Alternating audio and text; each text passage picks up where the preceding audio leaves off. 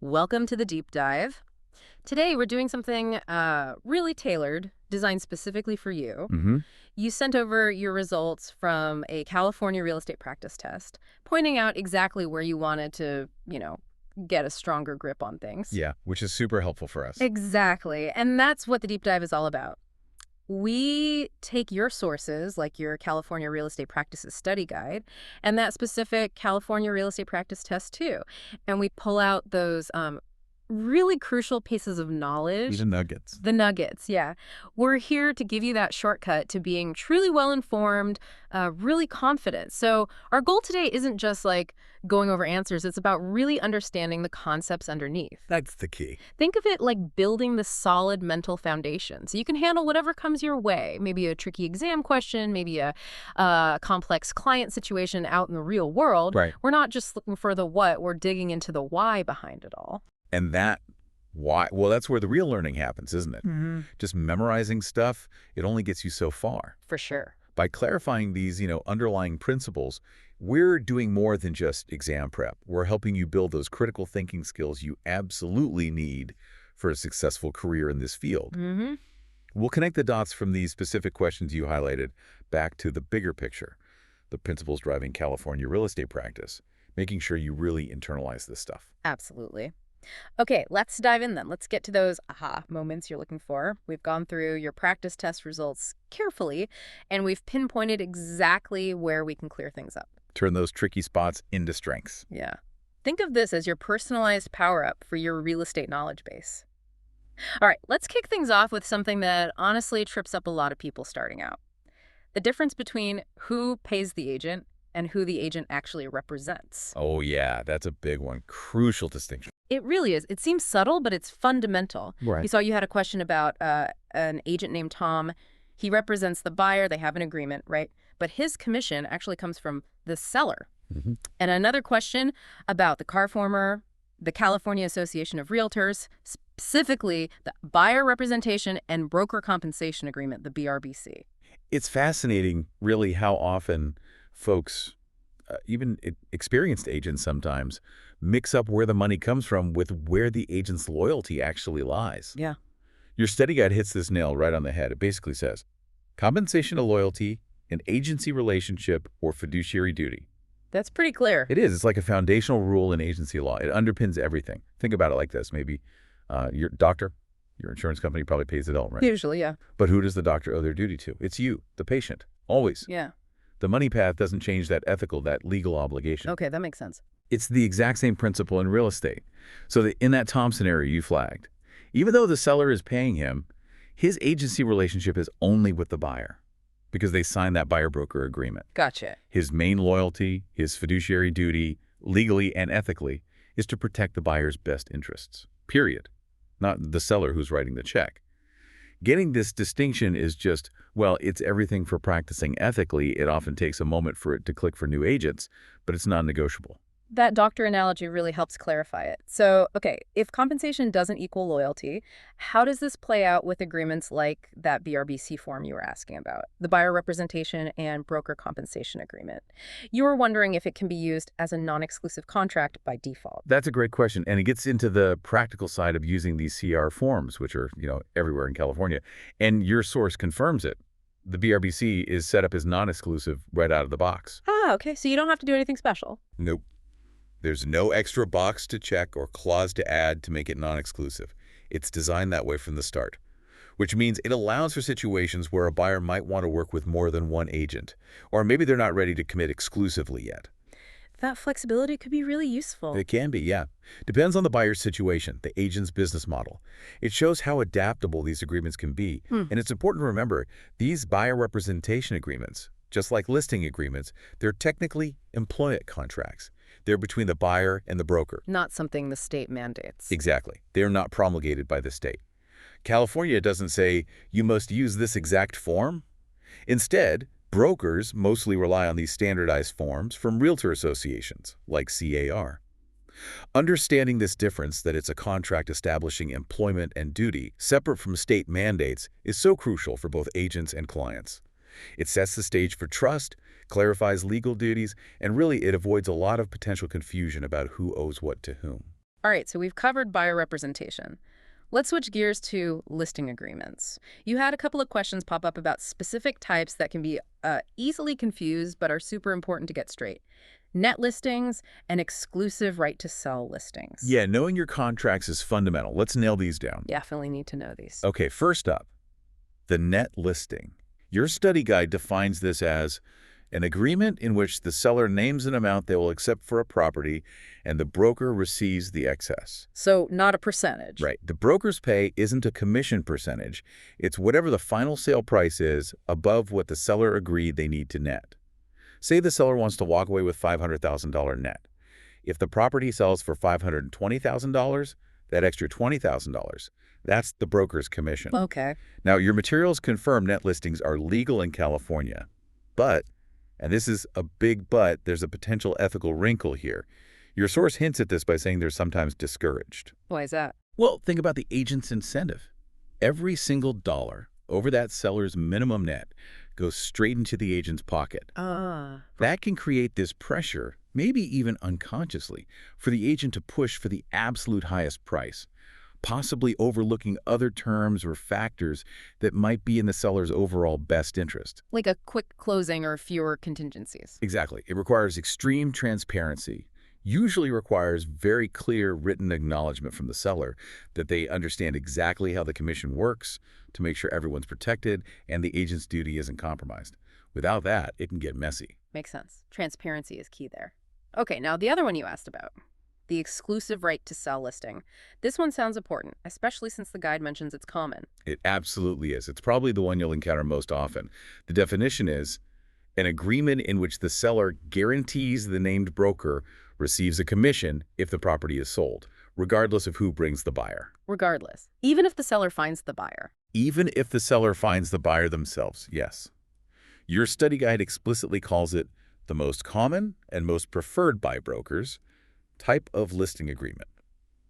And to see why brokers prefer it, it helps to quickly compare it to an exclusive agency listing. Okay, what's that? With exclusive agency, the seller also lists with only one broker, but they keep the right to sell the property themselves. If the seller finds the buyer with no help from the broker gets zero commission. Ah, I see the difference. Big difference. With the exclusive right to sell, the broker gets paid no matter what. If they find the buyer, they get paid. If another broker finds the buyer, they usually share the commission, but the listing broker still gets paid. If the seller finds their own buyer through, say, a neighbor, the listing broker still gets paid. Exactly. It guarantees the broker gets compensated for all their marketing work, their time, the resources they pour into selling that property. It protects their investment in the listing. Then it provides security for the broker. Precisely. It's different from, say, an open listing or exclusive agency where procuring cause, who actually caused the sale, becomes critical if the seller finds the buyer. Getting these distinctions crystal clear is vital for agents advising sellers, and for sellers choosing the contract that fits their goals. It's not just exam stuff. It's the foundation of how agents get paid for their work. Okay, now we get into the really chewy stuff. Contract law. This is critical for anyone touching an agreement in real estate. You had a really interesting question about a contract that's, quote, essentially valid but is without legal remedy. Ah, yes, the unenforceable contract. Right. And we also need to unpack unilateral versus bilateral contracts and that concept of forbearance. This area, I find, is where a lot of those aha moments happen because the words sound similar, but the legal impact is huge. Totally agree. The terminology here is precise, and getting it right matters legally.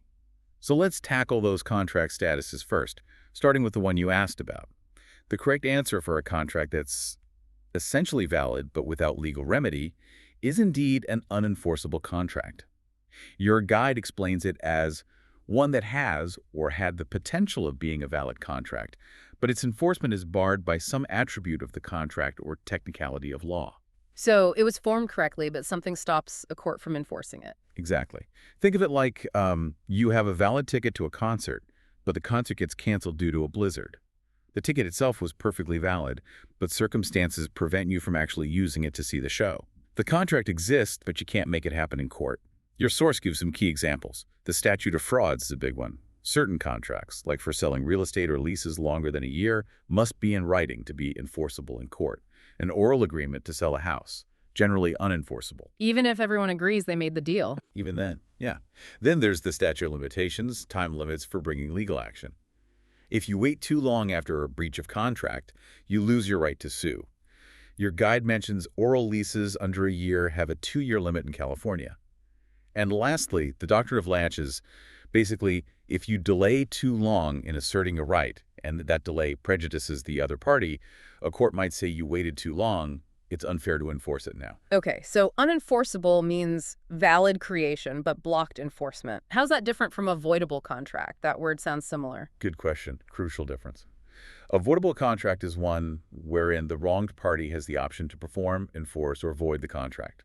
The contract is initially valid, it exists, but one party has the legal power to cancel it. Who might that be? Usually someone who lacked full legal capacity when they signed, like a minor or someone under duress or undue influence. Your practice test example with Tristan, the 17-year-old, that contract is executory, meaning it's not fully performed yet, and it's voidable by Tristan. Because he's a minor, he can choose to back out, disaffirm it within a reasonable time after turning 18, or he could choose to go through with it, ratify it, making it fully binding. The key is, it's his choice.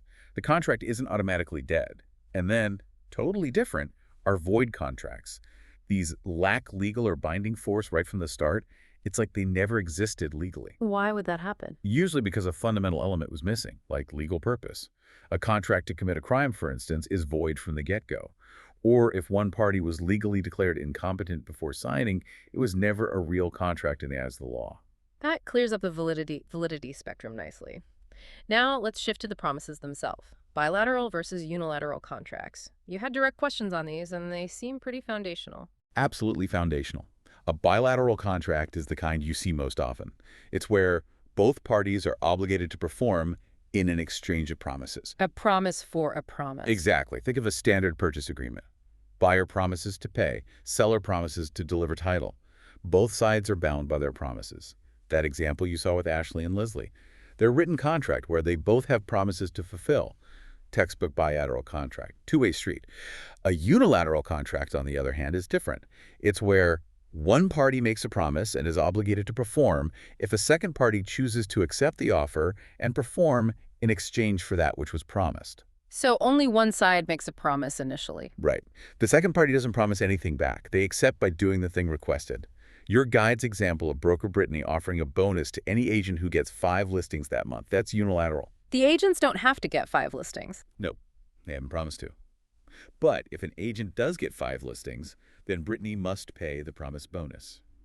Her obligation kicks in only upon their performance. It's a one-way promise accepted by action. And finally, let's touch on forbearance. You had a question here too. It sounds maybe a bit odd, but it's simply a promise not to do something. Agreeing not to act. Yeah, agreeing to refrain from doing something you legally could do. And that promise not to act can be valid consideration in a contract. The movie star example from your source is perfect. Agreeing not to drink a competitor's soda as part of an endorsement deal. That promise of inaction is legally binding.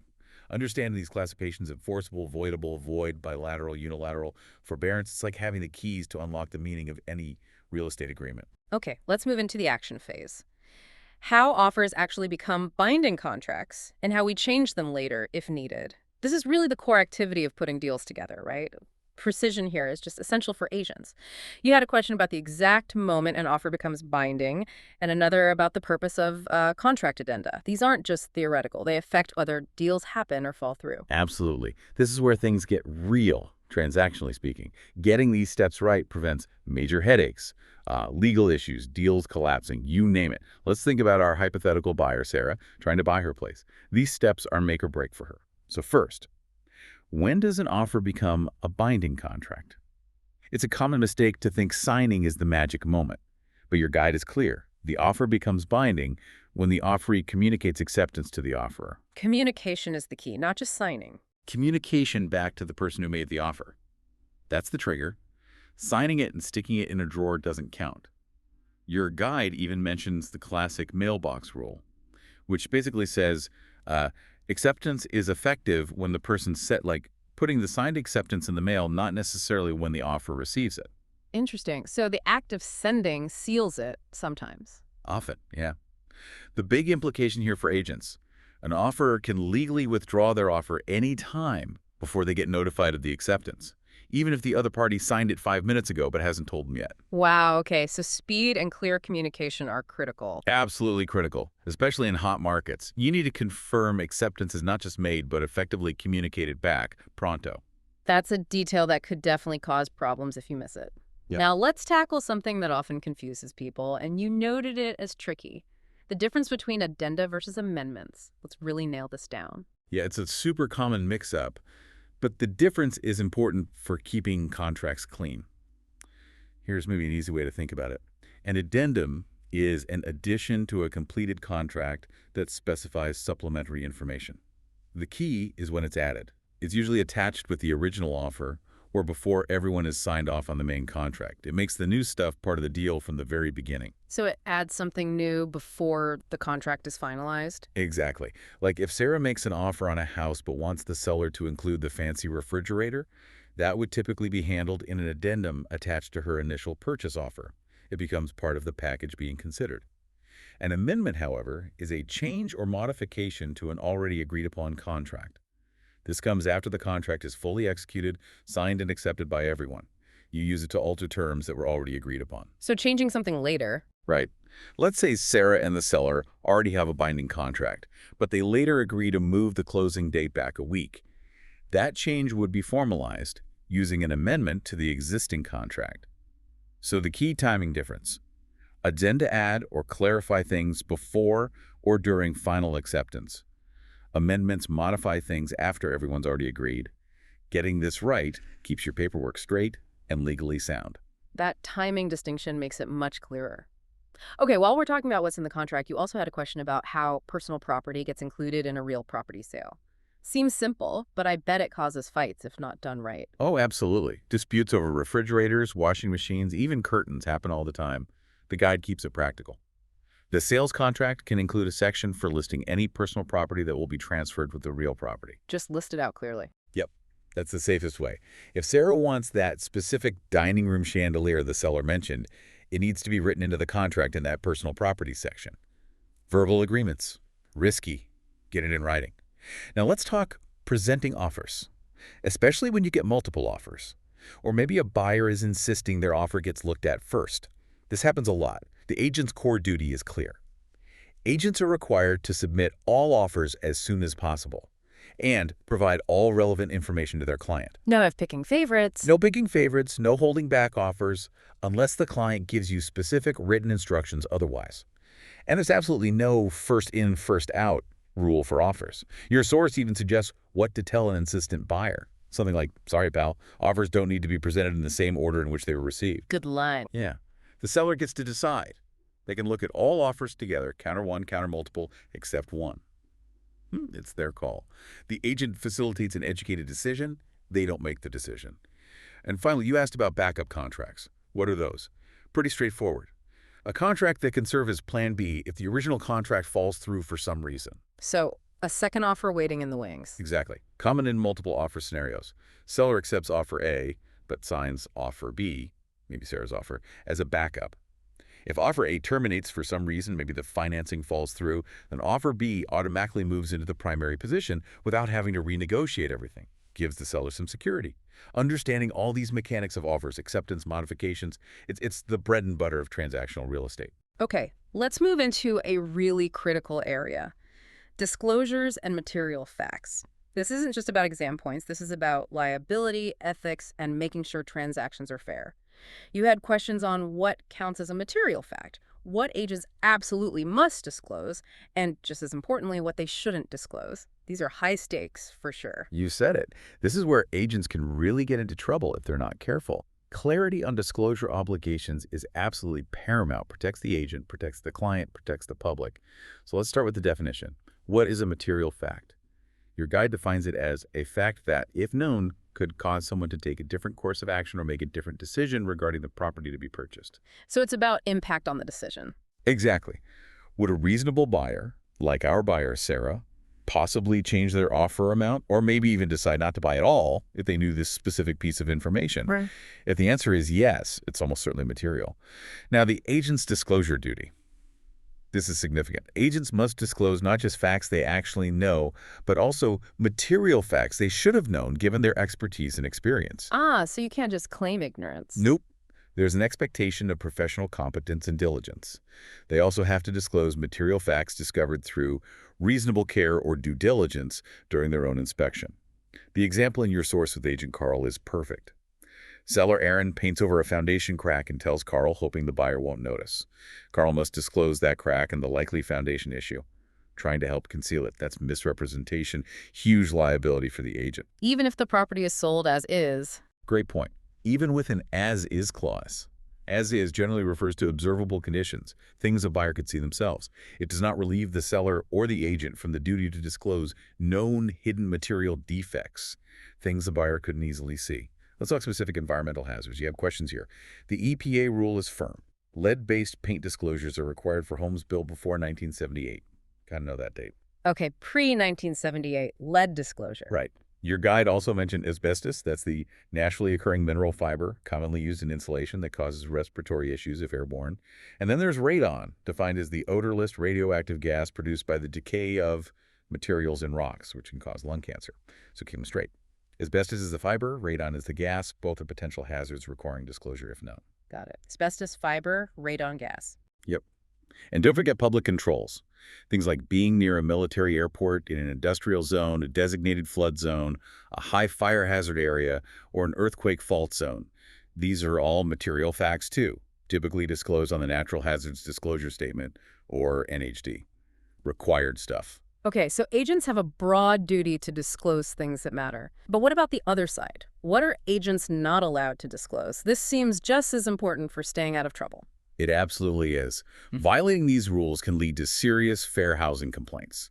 Agents are legally prohibited from disclosing information related to the status of federally protected classes. That means no disclosing anything about race, color, religion, sex, sexual orientation, national origin, familial status like having kids, or disability of current or former occupants, or even people in the neighborhood. It's about preventing discrimination. That's a strict prohibition. Very strict.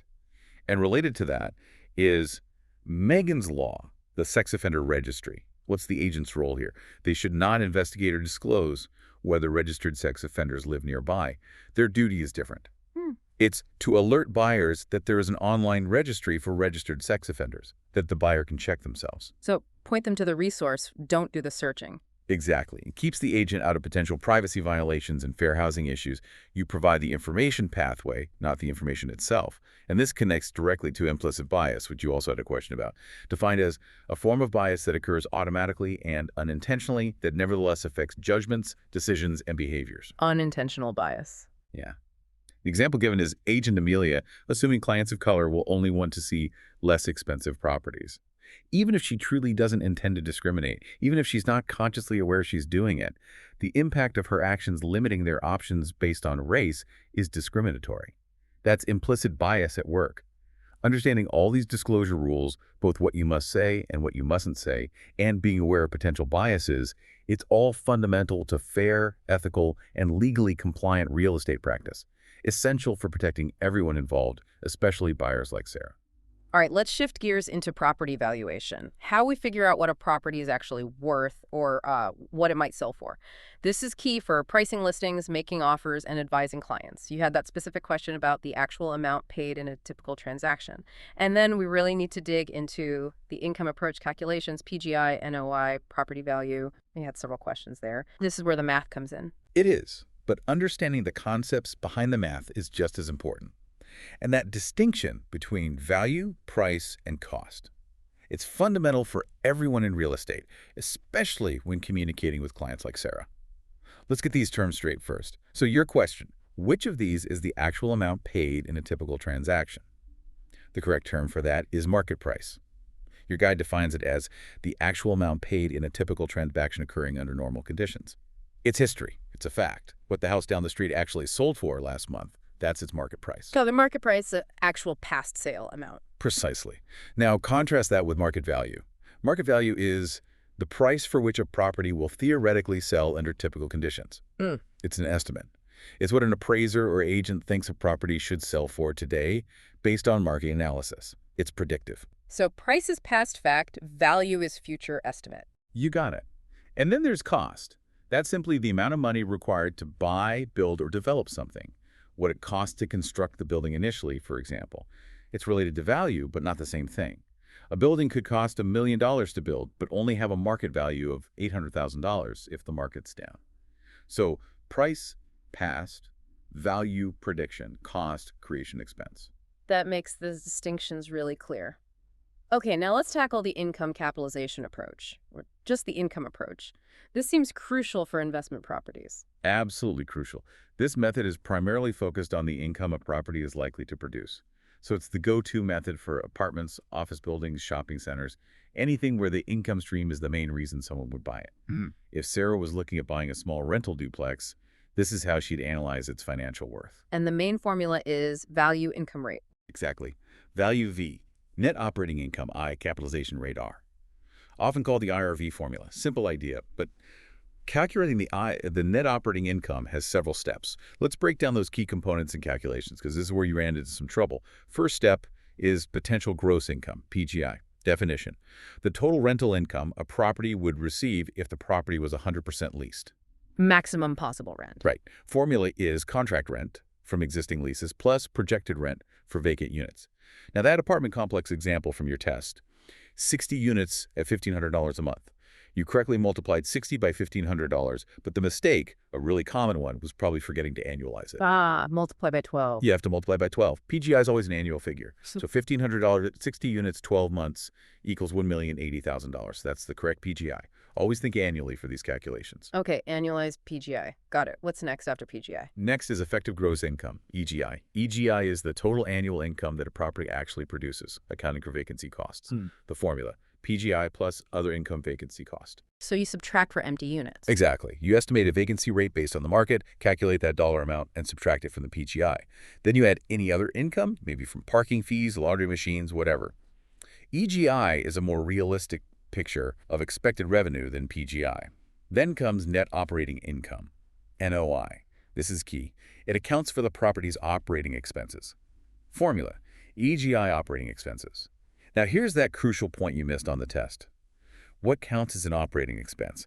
These are the regular, day-to-day costs of running the property utilities, property taxes, insurance, management fees, maintenance, repairs.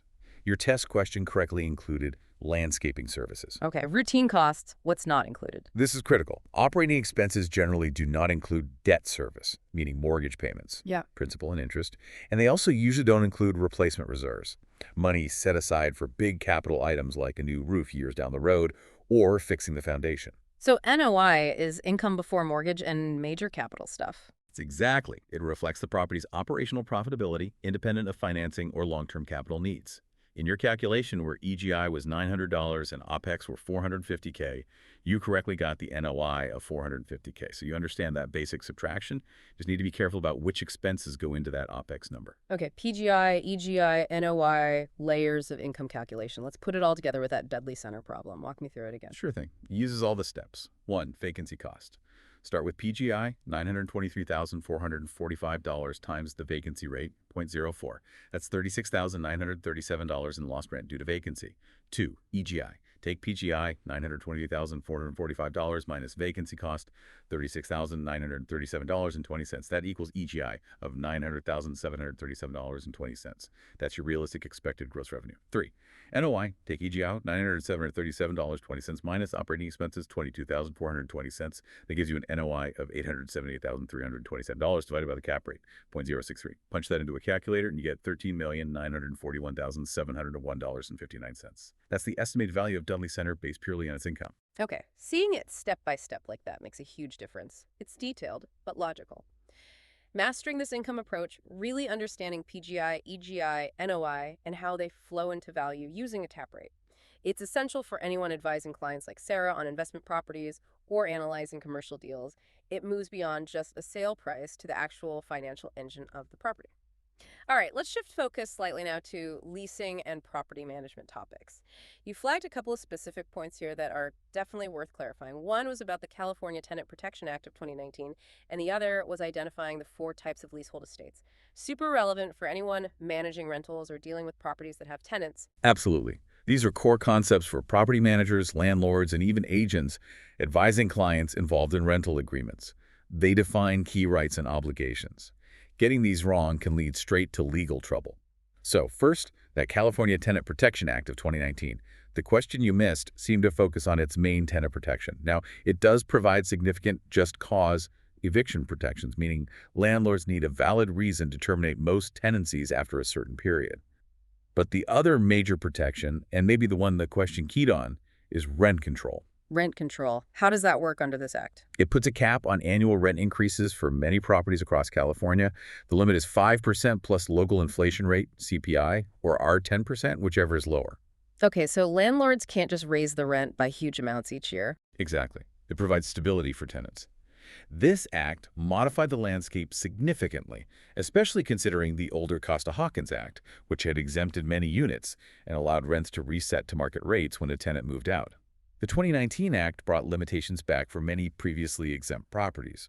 Knowing these rent increase limits is vital for landlords pricing rentals and tenants understanding their rights. That's a really significant piece of legislation for renters. Okay, now let's talk about the 4 types of leasehold estates. You were asked to identify them. These describe how a tenant holds interest in a property, right? Precisely. They define the nature and duration of the tenant's right to occupy. Let's run through them. 1. Estate for years. This sounds like it has to be for years, but it just means a lease for a definite fixed period. Could be 6 months, 1 year, 5 years. The key is it has a specific start date and a specific end date. It terminates automatically on that end date. No notice needed. Fixed beginning, fixed end. Got it. 2. Estate from period to period, or periodic tenancy. This one has a fixed period too, like month to month or year to year, but it automatically renews for the same period unless one party gives proper notice to terminate. Your typical month-to-month rental agreement falls here. It just keeps rolling over. Auto renews until notice. Okay. Right. 3.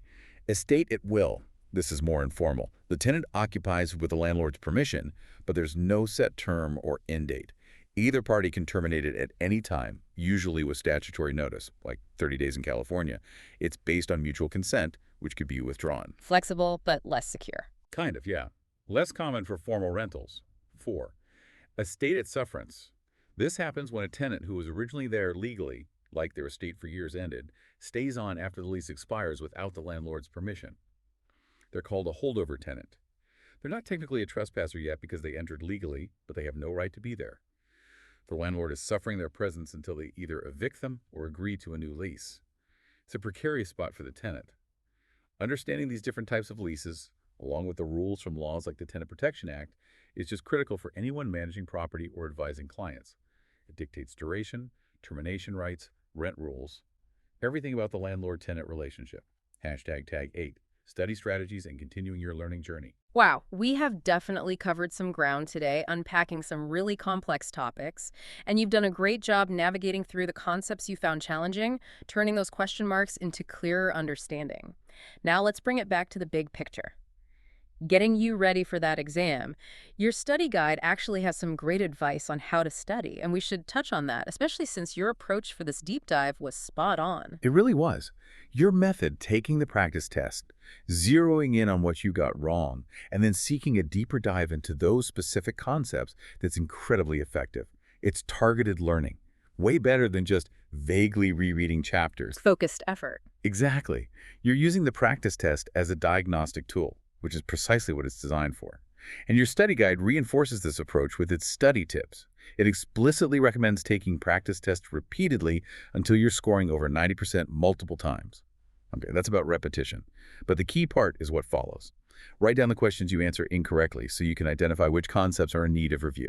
Which is exactly what you did to set up this conversation. Precisely. You're already using one of the best recommended strategies. That process of identifying weaknesses and actively working on them, that's how real learning happens. Another great tip from the guide is to actively review key terms. It suggests printing the key terms index and maybe even creating scenarios using that vocabulary.